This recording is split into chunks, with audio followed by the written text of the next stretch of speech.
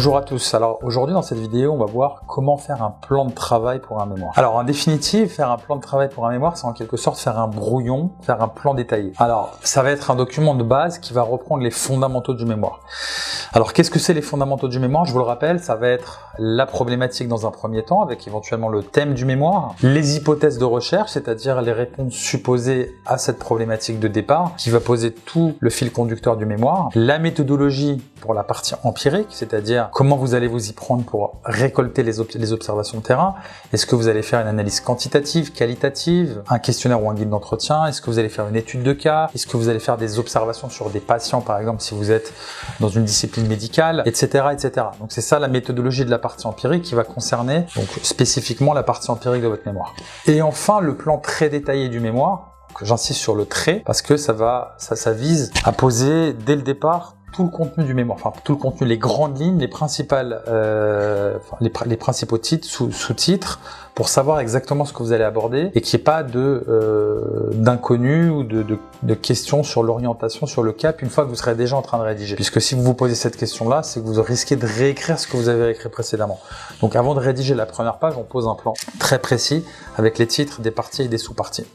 Donc c'est quelques fondamentaux, à savoir la problématique avec le titre, les hypothèses de départ, la méthodologie et le plan très détaillé, ce sont les éléments vraiment constitutifs des fondamentaux du mémoire qu'il convient de poser systématiquement et de faire valider par votre directeur de mémoire pour être certain de capitaliser sur les bons fondamentaux et de partir dans la bonne direction. Puisqu'une fois que ces fondamentaux sont validés, on ne prend plus de risques sur l'orientation qu'on va suivre, sur les parties qu'on va aborder, et ça va minimiser les remaniements, les réécritures éventuelles. Alors, réécriture, a priori, il n'y en aura pas, mais les éventuels remaniements seront minimisés puisqu'on aura validé toute l'ossature, tout le squelette du mémoire avant même de rédiger.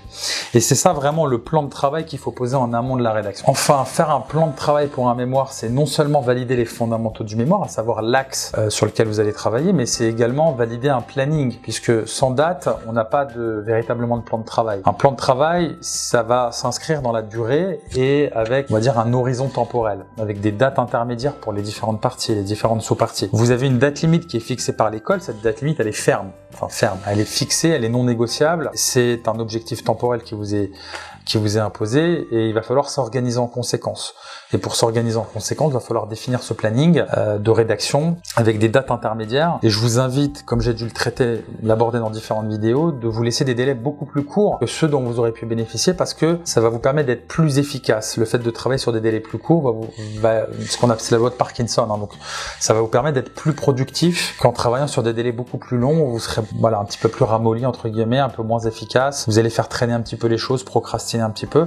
Alors que quand on se laisse des délais plus courts, non seulement on est plus efficace, mais en plus à la fin on a plus de marge pour faire valider par le directeur de mémoire et ça nous met dans une situation clairement avantageuse d'un point de vue stratégique parce que on va pouvoir avoir une prise de recul nécessaire, échanger avec le tuteur, on sera pas stressé par l'approche de la date limite, etc., etc. Donc il y a vraiment beaucoup d'avantages à finir bien en avance. Voilà, j'espère que cette vidéo va vous aider à définir un plan de travail efficace et à travailler vraiment dans de bonnes dispositions pour rédiger votre mémoire vraiment en partant avec un axe et avec des fondamentaux qui vous aideront substantiellement à réussir la rédaction de votre mémoire. Je vous souhaite bon courage pour cette rédaction.